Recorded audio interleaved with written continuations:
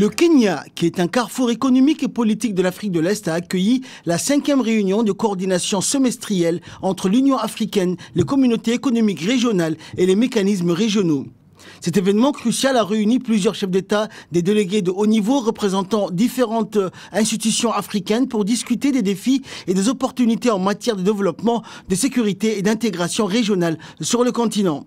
Cette assise continentale a pour objectif de renforcer la coopération et la coordination entre les acteurs essentiels du développement continental pour discuter des défis et des opportunités auxquels le continent fait face et définir des stratégies en vue de promouvoir une intégration régionale et une croissance économique durable. Cette réunion, qui se tient pour la 5e fois consécutive, vise à renforcer la collaboration entre l'Union africaine et les mécanismes régionaux qui sont des structures spécialisées dans des domaines tels que la sécurité, la santé, l'environnement et bien d'autres. L'objectif principal étant de s'assurer que ces acteurs clés travaillent avec les pays membres de l'Union africaine de manière cohérente et coordonnée pour relever les défis continentaux et atteindre les objectifs de développement durable fixés par l'agenda 2063 de l'Union africaine. Plusieurs chefs d'État et de gouvernement sont arrivés le 15 juillet dernier. Le président égyptien Abdel Fattah el-Sisi, le président gabonais Ali Bongo et le président de la République, son Excellence Ismaël Omar Guelleh, arrivés donc en début de soirée du 15 juillet à la tête d'une forte délégation. À son arrivée à l'aéroport international de Jomo Kenyatta de Nairobi, le président Guelleh a été accueilli chaleureusement par les autorités kenyanes.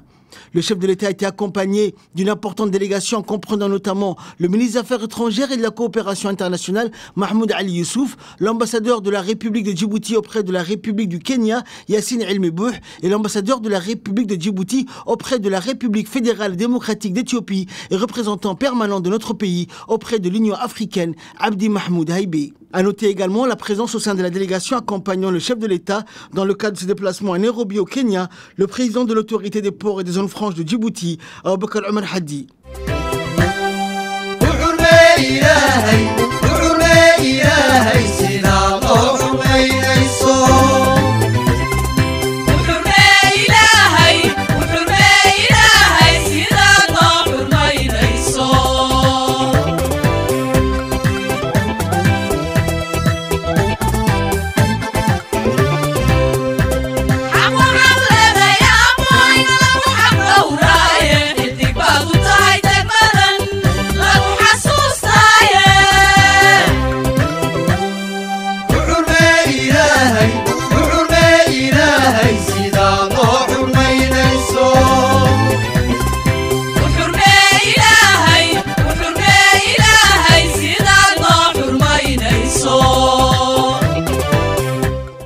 Après avoir été accueilli avec enthousiasme, le président de la République, Ismaël Omar Guelleh, a ensuite été invité à signer le livre d'or, qui est un symbole traditionnel de l'hospitalité et du respect accordé aux personnalités et invités de marque.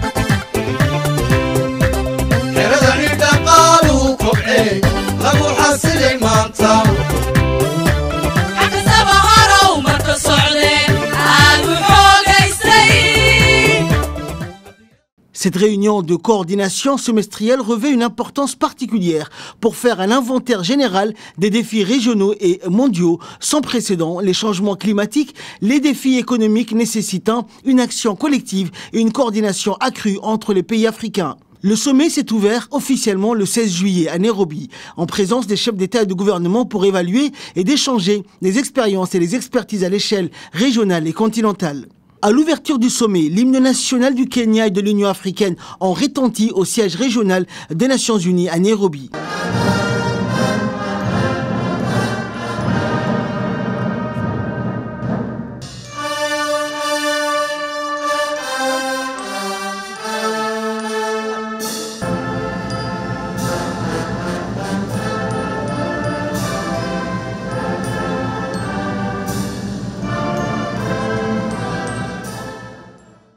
Outre le volet économique, la réunion semestrielle de coordination économique de l'Union africaine a servi également de plateforme d'observation, d'appréciation et d'analyse sur l'aptitude et la capacité véritable des pays et des régions à s'arrimer avec les objectifs centraux de l'organisation continentale. Le président de la République, Ismaël Omar Guelleh, participe à double titre à cette réunion de l'Union africaine. En effet, dans ce sommet, le président cumule le statut de chef d'État avec celui de président en exercice de l'IGAD, investi pour servir de porte-parole des décisions engageant l'organisation régionale.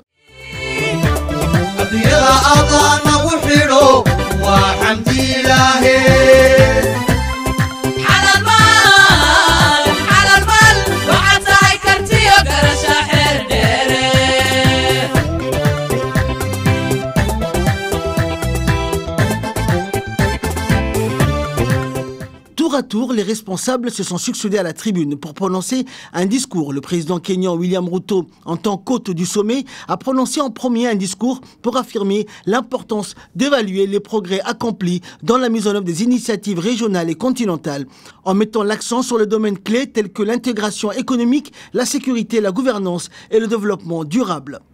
Identifier les défis communs auxquels les pays africains sont confrontés, tels que le terrorisme, les conflits régionaux, les pandémies, les changements climatiques et proposer des solutions collectives pour y faire face.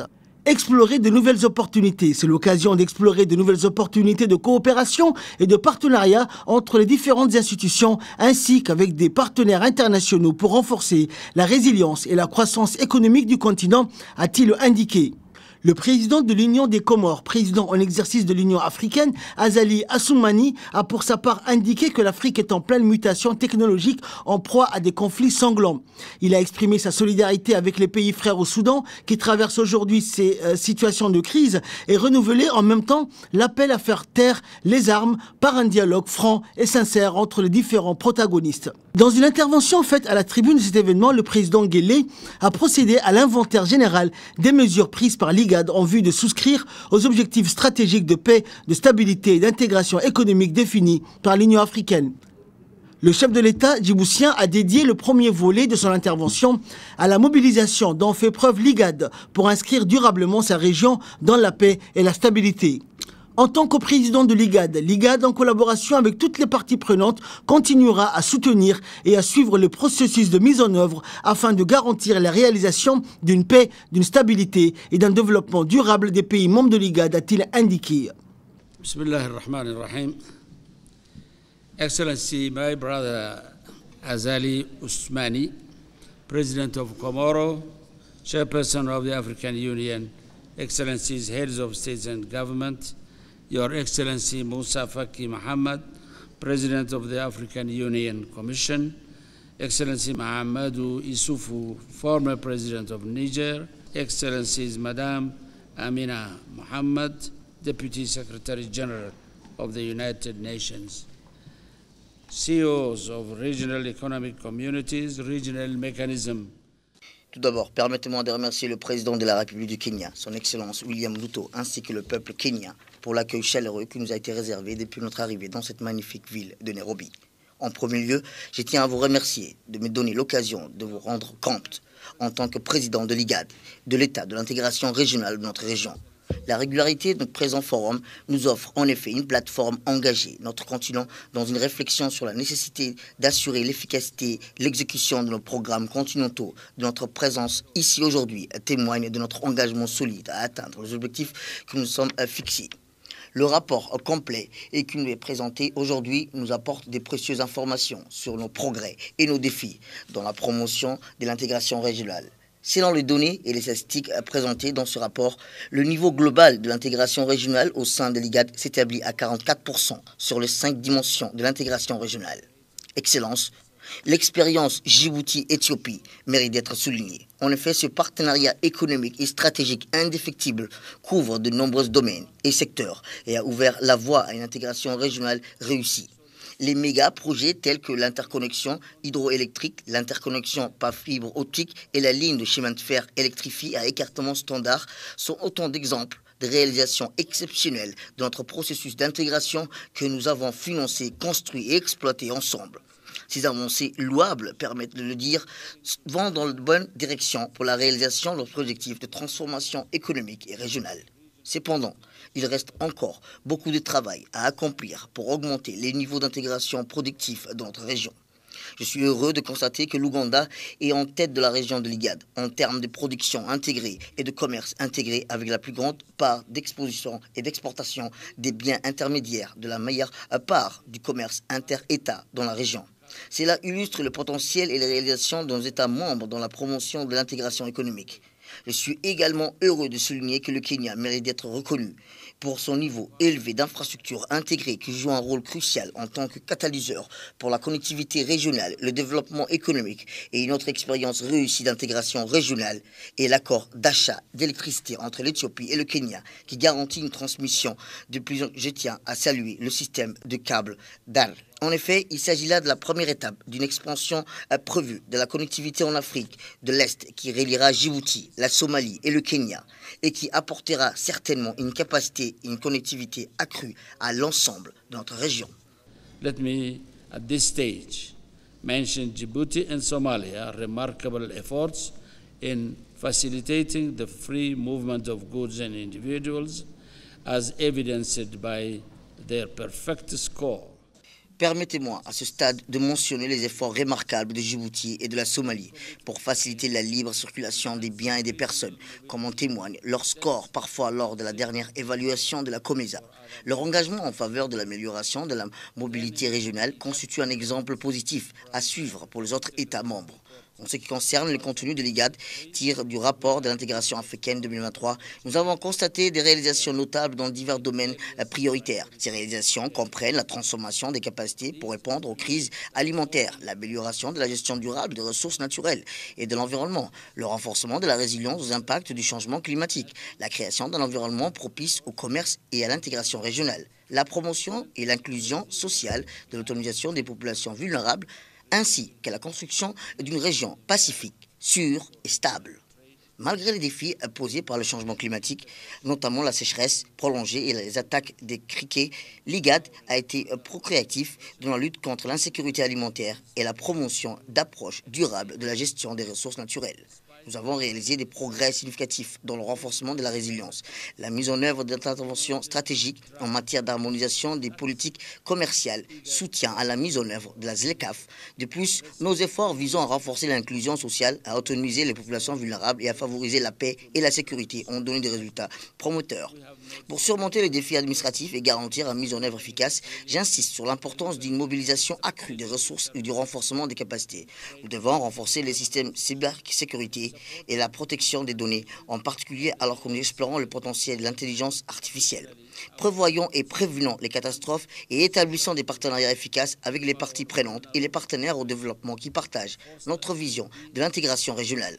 Enfin, nous sommes encouragés par l'initiative de la Corne d'Afrique que notre région met actuellement en œuvre avec la Banque mondiale. Ses principaux piliers sont la connectivité, l'infrastructure régionale, l'intégration économique et commerciale, ce qui constitue une plateforme solide pour que nos pays poursuivent leurs priorités régionales de manière décisive et coordonnée. Excellence, lors du récent 14e sommet ordinaire de l'IGAD, nous avons adopté le traité de l'IGAD qui fait que notre organisation un adhérent complet du traité d'Abuja en 1991. Ce nouveau cadre d'action dote l'IGAD d'une boîte à outils complète pour élever les défis régionaux, renforcer la coopération, la coordination et la collaboration entre les États membres, ainsi renforcer aussi nos cadres institutionnels. Ensemble, avançons avec une détermination renouvelée, guidée par les principes d'unité, de coopération et de prospérité partagée. En exploitant le pouvoir de l'intégration régionale, nous pouvons surmonter nos défis, libérer notre potentiel et créer un avenir plus promoteur pour la région de l'IGAD et ses habitants. Nous sommes impatients de faire des fructueuses délibérations et sommes convaincus que les résultats de ces sommets nous rapprocheront de notre vision d'une Afrique prospère, pacifique et intégrée. Les foyers de tension, qu'ils soient inter- ou inter-États, injectent instabilité et division et entravent notre marche vers le progrès. La dynamique conduisant à une paix durable dans la sous-région ne peut venir que des décideurs et des peuples eux-mêmes. C'est pourquoi je souhaiterais d'emblée exprimer ma profonde reconnaissance pour le rôle vital que jouent d'éminents dirigeants africains dans le règlement des différents conflits dans notre continent. Je tiens en particulier à saluer le leadership de son Excellence Uhuru Kenyatta, ancien président de la République du Kenya, de son Excellence Phumzile Mlambo Nguka, ancien président de la République d'Afrique du Sud, et de Workene Gebeyow, secrétaire exécutif de l'IGAD. Le 2 novembre 2022, à Pretoria, les négociations menées par ces éminents leaders ont abouti à la signature de l'accord de cessation des hostilités entre le gouvernement éthiopien et le Front populaire de libération du Tigré. Je voudrais à ce stade exprimer ma gratitude au président de la Commission de l'Union africaine, son Excellence Moussa Faki, et à son Excellence Olusegun Obasanjo pour leur engagement et dévouement. Le rôle de l'Union africaine comme facilitateur dans ce processus a été déterminant. Nous saluons aussi l'appui du gouvernement des États-Unis, dont la contribution a été cruciale pour faire progresser le processus de paix. Par ailleurs, je tiens à exprimer notre sincère gratitude à la République du Kenya pour avoir accueilli la réunion de suivi entre les hauts commandants du gouvernement de la République fédérale d'Éthiopie et du Front de libération du peuple du Tigré. En tant que président de l'IGAD, je vous assure de notre engagement inébranlable à mettre pleinement en œuvre les dispositions de l'accord de Pretoria. L'IGAD, en collaboration avec toutes les parties prenantes, contribuera à soutenir et à suivre le processus de mise en œuvre afin de garantir la réalisation d'une paix, d'une stabilité et d'un développement durable en Éthiopie. C'est dans ce même esprit et parce que nous sommes profondément préoccupés par l'escalade de la crise au Soudan que le 14e sommet ordinaire de l'IGAD, qui s'est tenu à Djibouti le mois dernier, a mis en place un groupe de pays du Quartet et adopté une feuille de route pour la résolution du conflit. Le groupe du Quartet s'est réuni à Addis Abeba la semaine dernière afin de discuter en profondeur de la situation au Soudan ainsi que de la mise en œuvre de la feuille de route. Comme toujours, l'étroite collaboration avec l'Union africaine a été déterminante pour harmoniser les efforts et trouver une solution pacifique et rapide à la crise soudanaise, et nous continuerons à œuvrer dans ce sens. Excellence, après des années de tragédie et de chaos, la Somalie est sur la bonne voie. En effet, nous saluons la stratégie nationale de stabilisation qui donne son nouvel élan aux efforts visant à rétablir l'autorité de l'État et appelons la communauté internationale à soutenir ce processus géré et dirigé par les Somaliens et qui sert de base à une transition réussie à une paix durable en Somalie. En outre, je profite de cette occasion pour féliciter le président Hassan Sheikh Mahmoud pour sa récente initiative de mettre en place un cadre légal pour les partis. En effet, la réunion de concertation de 2 jours entre le gouvernement fédéral et les anciens politiciens a été la première dans son genre et une avancée politique historique.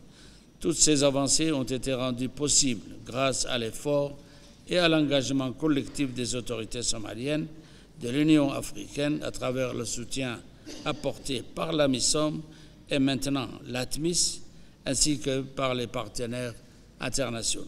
Toutefois, Ne l'oublions pas, l'ATMIS est une mission de 2 ans, avec une fenêtre étroite pour terminer notre travail, mais nous continuerons à lutter afin de sécuriser le financement nécessaire. Ce déficit financier, s'il n'est pas traité de manière adéquate, pourrait gravement limiter sa capacité à s'acquitter de sa mission et à établir un retrait coordonné d'ici fin 2024. Le Fonds de la paix de l'OUA doit être sollicité pour combler ce déficit tout en continuant à faire le plaidoyer auprès de nos partenaires traditionnels. Nous saluons par ailleurs les progrès réalisés dans la mise en œuvre de l'accord revitalisé et félicitons particulièrement de l'engagement de notre frère, Son Excellence le Président de la République du Soudan du Sud, Salva Kiir Mayardit, pour mener à bon port la période de transition en vue de la tenue des élections de décembre 2024. Enfin, je tiens à souligner que le retour de l'État d'Érythrée au sein de l'IGAD marque une étape importante. J'aimerais conclure mon propos sur une note d'espoir, car nous croyons fermement qu'ensemble, nous pouvons réaliser pour nos peuples un avenir où règne la paix et la prospérité. Je vous remercie de votre attention. Enfin, au terme du sommet, le président de la République, Ismaël Omar Guelleh, a quitté Nairobi après sa participation aux travaux de la 5e réunion de coordination semestrielle entre l'Union africaine, les communautés économiques régionales et les mécanismes régionaux.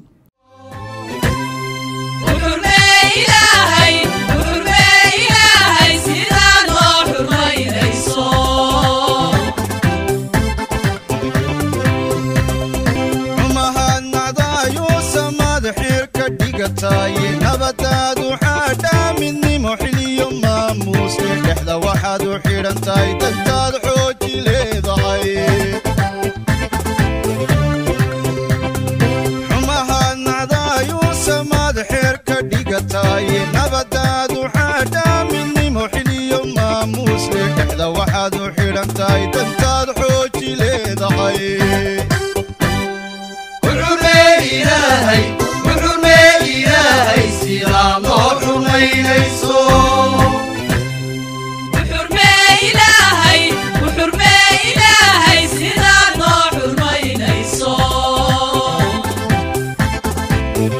Le président de la République, Ismaël Omar Guelleh, a regagné en fin de soirée la capitale à l'issue de sa participation à Nairobi au sommet sur la coordination économique en Afrique. Ce sommet a été l'opportunité pour les pays africains en vue de faire un inventaire général des mesures prises par l'Union africaine pour promouvoir le développement économique, une intégration et instaurer la paix et la stabilité en Afrique.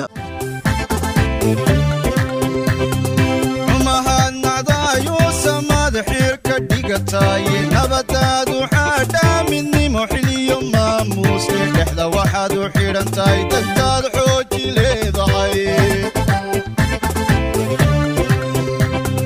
xumahaad nacdaayuu samaad xeer ka dhigataay nabadaadu xaadhaa midnimo xiliyo maamuus dhexda waxaad u xidhantahay